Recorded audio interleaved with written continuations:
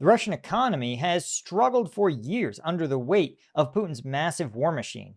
But are Ukrainian drone strikes hitting the average Russian right where it hurts in their pocketbook? Are Russian businesses collapsing wholesale? I'm Paul, U.S. Army combat veteran. Let's talk about it. By the way, hit subscribe, guys, if you appreciate this content. So, according to a foreign intelligence service from Ukraine, at least, the Ukrainian foreign intelligence, Russian private sector businesses have fallen to the lowest level since 2010. Now, bear in mind, guys, 2010 was a unbelievably bad year for the Russian business community. So that's a really bad benchmark to be against. You might recall that this was during the blowback from the European sovereign debt crisis. So essentially, Russia is recreating its 2008 Great Recession while simultaneously fighting a war that has consumed nearly 1 million Russian lives. So this Russian collapse of the private sector, essentially, is being measured, of course, by the number of registered businesses operating in Russia. And what this means is not necessarily that people aren't starting new businesses. It's that existing businesses, 486,000 of them, have shuttered, right? And now some of these are likely small and medium-sized businesses, right? Russian electricians, plumbers, as we always talk about on this channel, a bread maker, someone who's importing toasters from China. But the fact is that ostensibly the Russian economy says it's growing, but the private sector businesses are getting crushed. This is not something, by the way, that happens in places like the United States. The United States, basically, we have a growing population, and our number of private sector enterprises we create grow with it. It's one of the reasons why the U.S. economy is as healthy as it is. It's because lots of Americans, I mean, you don't understand. If you don't come from a family of small businesses, you don't understand what those 500,000 small businesses meant to the people that run them. They are not like a job, right? The businesses are so tied to your identity. And when you lose it, you really lose a part of yourself, right? As I always tell people, you know, my grandfather started our family business, and the name of the business was his son's names combined because they worked there and his goal was to have them inherit it. So when you see this number, this is 500,000 of Russia's most productive citizens who have just gotten their livelihood and identities just kicked out from under them, right? And remember, that's over 10% of the total number of businesses operating in Russia. So 1 in 10 Russian businesses have gone under. This is crazy. And a huge drop, again, not a huge drop, but a moderate drop, even from the 2023 levels, right? So the immediate post-invasion, where there were still more businesses operating, even when those first round of sanctions were really crushing the Russian economy before they had kind of found all these workarounds and made nice with China and North Korea. But one of the things that we've talked about on this channel is that we're seeing in real time what's called the crowding out effect. And here's a simple example, right? This is actually a great one. So Russia's taxi industry getting absolutely crushed. Why? Well, because the taxi industry, right? Who drives taxis? Overwhelmingly, it's generally able-bodied men. You don't see people who can't sit and focus and operate the taxi for a long period of time, have arms and legs that work, right? Basic able-bodied men. They also require inputs and things like fuel. Well, we can see that Russia's taxi sector, of course, is experiencing soaring prices, right?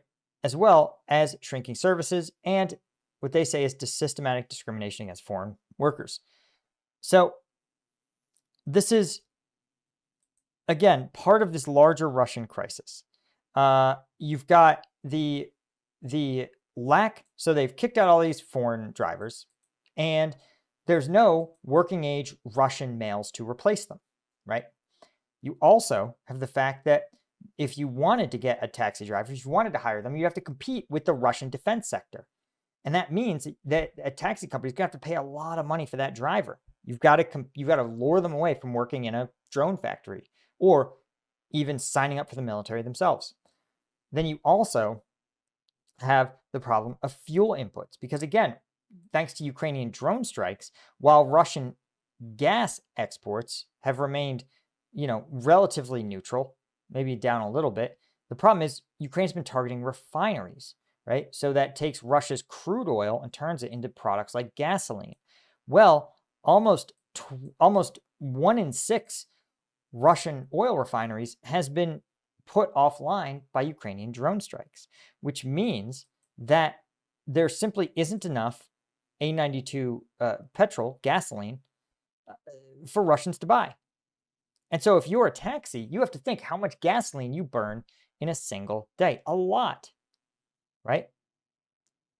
And so with one major taxi operator called this the slow motion collapse of an entire industry.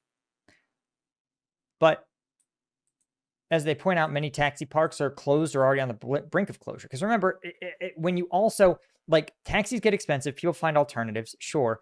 But the other problem is that there is fewer rides. When economic activity slows, you have less of these rides going around, right? As they point out, a luxury taxi service Wheelie vanished from Moscow's streets month after a court ordered it blocked because it refused to share passenger data with security services. Days later, St. Petersburg officials finalized a ban on migrant taxi drivers, eliminating half of the city's workforce. Again, this anti-migrant movement is likely trying to find more private sector employment for those Russians who, again, because Russia's stuck in this high inflation, high unemployment environment, not unlike the United States, right? And of course, Yandex, which is the Russian, basically state-affiliated company that clones Western apps and products, Yandex's Uber equivalent, warned customers that surge pricing is coming as students return to university. And this is all part of what they call an unraveling of this taxi industry. But this is an unraveling of the Russian private sector. Again, these taxi companies, a few dozen you've got taxi companies in St. Petersburg and in Yekaterinburg and all of them. Again, for some of these guys, these small taxi companies was their lives, and now they're donezo. And again, these companies have gone under. They haven't gone without a fight. They've almost certainly taken out business loans at the exorbitant rates that businesses get charged in Russia. And even now, they simply don't have the revenues to pay these high interest loans. They also talk about increased tax control as Russia needs greater taxes to fund its war machine as it has less revenue from gasoline. Because remember, it's not just the Russian consumer who's deprived of these refined petroleum products. For Russia, the reason they build all these refineries is because if Russia can vertically integrate, right? If Gazprom can extract the oil and then refine it into gasoline, it can sell it at a way higher profit. Well, now Russian profits are vanishing. So we can see how a lot of people, I see you guys, say, hey, the Russian economy has been collapsing for 3 years. And you're like, yeah, that's how long it takes, right? Look, from when did the US, again, 2008 financial crisis start? If you really look at the data, it started almost 18 months before before the stock market crashed. And it continued despite massive government intervention, despite government going all in on trying to bolster things. It persisted for at least another 2 years after that. So to say, oh, this Russian economy is in this 3-year collapse, no, not true. It is true, but this is a normal speed. But it's like a country goes bankrupt like a person goes bankrupt, very slowly and then all at once. And that is what we're seeing here. We're seeing the spiral. It's like marbles going down a drain. It starts very slowly, and then as it gets closer and closer to the drain, the collapse gets faster and faster, right? And the goal of the Ukrainian strategy has become to accelerate that collapse, to create an environment where Russia's oligarchs, the people who hold real meaningful power in the Russian economy, where they turn and say, Putin, we're stopping this now. Thank you guys for watching, and be sure to hit the subscribe button. But if you want to help Ukrainian units who are in the thick of the fight right now, you can go over to the link in the description and help Ukraine Aid Ops raise funds for Ukraine's elite units who are holding the line in Kramatorsk. Whether it's drones, batteries, EcoFlows, whatever these units need, we try to get it to them. The 93rd, the 25th Azov, Lyut, all units that I've personally met and are some of the best in the Ukrainian military are holding the line in Kramatorsk, and we have a huge funding goal, $300,000, but we got help. An anonymous donor, they've pledged dollar for dollar to match every donation you guys make. So check the link in the description, and by the way, it's tax deductible. It's a US 501c3. So thanks to our Colonel tier members over on combatvetnews.com, AL90, James Porsche, Steve Moran, Doug Beck, William Alex, Henry Russier, and all of our Lieutenant tier members. Couldn't do it without you. Appreciate you so much. I'll see you guys in the next one. Cheers.